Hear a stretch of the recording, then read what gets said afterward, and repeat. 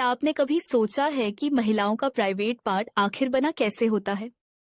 क्या बाहर जो दिखाई देता है वही पूरी योनि होती है, या उसके अंदर भी कई महत्वपूर्ण अंग होते हैं जिनके बारे में ज्यादातर लोगों को सही जानकारी ही नहीं होती?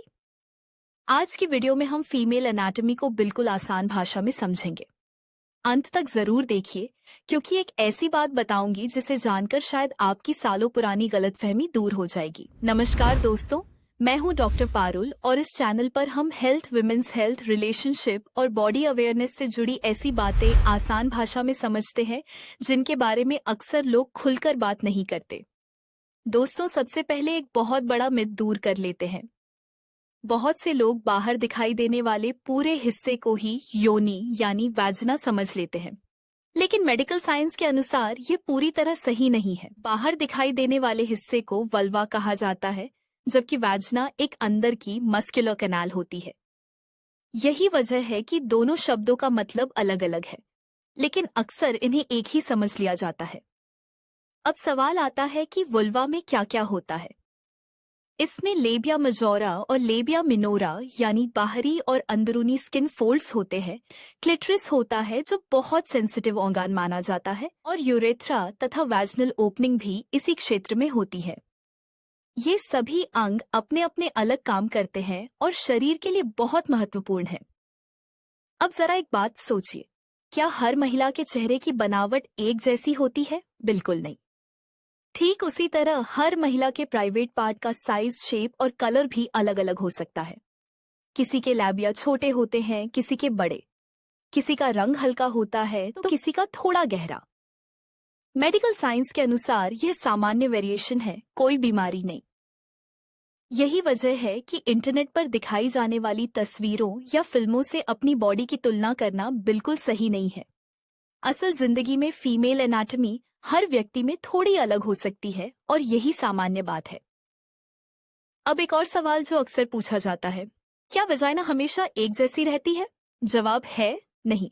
हार्मोन्स, एज, प्रेगनेंसी और मेनोपॉज जैसे कई कारणों से शरीर में प्राकृतिक बदलाव आते रहते हैं। उदाहरण के लिए प्रेगनेंसी के दौरान ब्लड फ्लो बढ़ने की वजह से कुछ बदलाव महसूस हो सकते हैं, जबकि मेनोपॉज के बाद हार्मोनल चेंजेस के कारण वैजिनल टिश्यू में भी परिवर्तन आ सकते हैं। ये बदलाव कई मामलों में सामान्य होते हैं। अब बात करते हैं क्लिटोरिस की। बहुत कम लोग जानते हैं कि यह फीमेल बॉडी का एक बेहद सेंसिटिव पार्ट है। इसका मुख्य संबंध सेक्सुअल प्लेजर से होता है।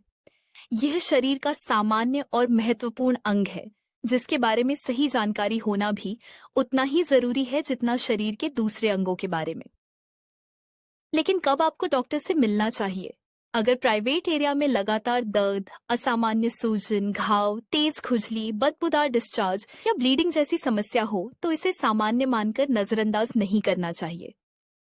ऐसे मामलों में गायनेकोलॉजिस्ट से जांच करवाना सही रहता है। एक छोटी सी बात याद रखिए, हमारा शरीर किसी मशीन की तरह कॉपी पेस्ट नहीं बना है। जैसे हर इंसान की हाइट, फेस और फिंगरप्रिंट अलग होती है, वैसे ही फीमेल एनाटॉमी भी हर महिला में अलग हो सकती है। इसीलिए अपने शरीर की तुलना किसी और से करना या इंटरनेट की तस्वीरों को स्टैंडर्ड मान लेना सही नहीं है। तो दोस्तों, आज की वीडियो का सबसे बड़ा संदेश यही है कि महिलाओं की बॉडी की बनावट स्वाभाविक रूप से अलग अलग हो सकती है।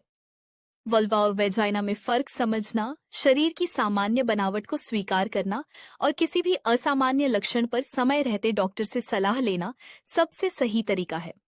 सही जानकारी आपको अनावश्यक डर और गलतफहमियों से बचाती है। अगर आपको आज की यह जानकारी उपयोगी लगी हो और आपने कुछ नया सीखा हो तो वीडियो को लाइक जरूर करें।